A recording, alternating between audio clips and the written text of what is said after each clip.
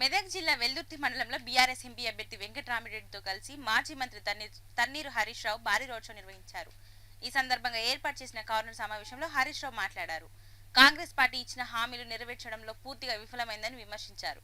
Congress party ఇచ్చిన హామీలు నెరవేర్చాలంటే వచ్చే ఎన్నికల్లో బీఆర్ఎస్ ఎంపీ అభ్యర్థి వెంకటరామిరెడ్డిని గెలిపించాలని ఆయన ప్రజలకు విజ్ఞప్తి చేశారు.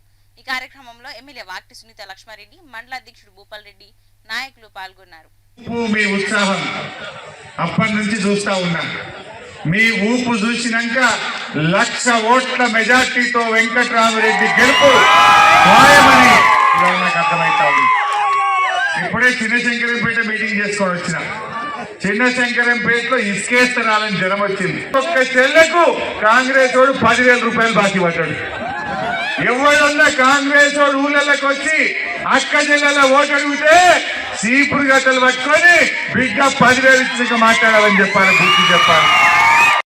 ముఖ్యమంత్రిగా ఉన్నటువంటి కేసీఆర్ గారి నాయకత్వంలో మన తెలంగాణ అన్ని విధాలుగా అభివృద్ధి చెందుతున్నప్పటికీ కూడా అనేక మన సంక్షేమ అభివృద్ధి కార్యక్రమాలు అన్ని కుల సంఘాలకు సంబంధించినటువంటి కార్యక్రమాలు చేసినప్పటికీ రూపాయలు బోనస్ వస్తుందా?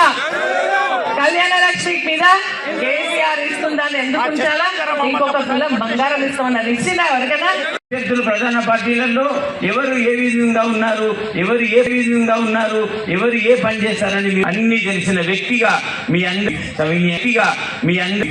24 గంటల కరెంట్ మన కేసీఆర్ ఇచ్చినట్టు వస్తుందా? మరి అదే విధంగా రైతు భరోసా 15,000 రూపాయలు ఇస్తామన్నది వస్తుందా?